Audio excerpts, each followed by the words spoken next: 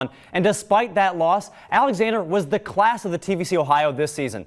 Clay Benjamin joins me now. And Clay, the TVC Ohio has been controlled by Athens and Nelsonville York, but not this year. Justin, before this season, the Spartans were 16-22 in TVC Ohio conference play in the past 7 seasons. But in Coach Alex Penrod's second season at the helm of the program, he led the Spartans to their first ever undefeated season in the TVC Ohio.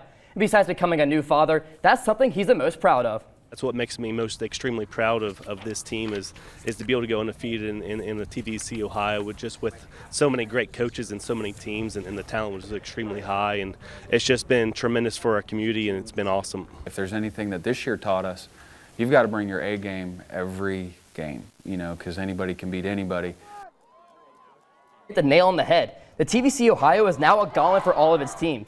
This season alone, Megs beat River Valley, the Raiders beat Athens, and for the first time since joining the conference, and the Bulldogs, led by Zakiah Saltzman, beat the Marauders back in Week 7. Justin, with the emergence of Alexander, River Valley, Megs, and Wellston, no one is safe in TVC Ohio play. Well, Clay, it was a tough season for the Buckeyes to say the least. What's the program looking like moving forward? Justin, a lot happened in Nelsonville this season. The Buckeyes finished with a 1-9 record and winless in the TVC Ohio for the first time in school history. The next thing for the Buckeyes is finding a coach that can bring stability back to the program. As for on the field, the Buckeyes were plagued by injuries all season. Alex Mount missed the last 5 games, Noah Andrews missed the last game, and Hunter Edwards was hurt during the first half against Athens and did not return to that game.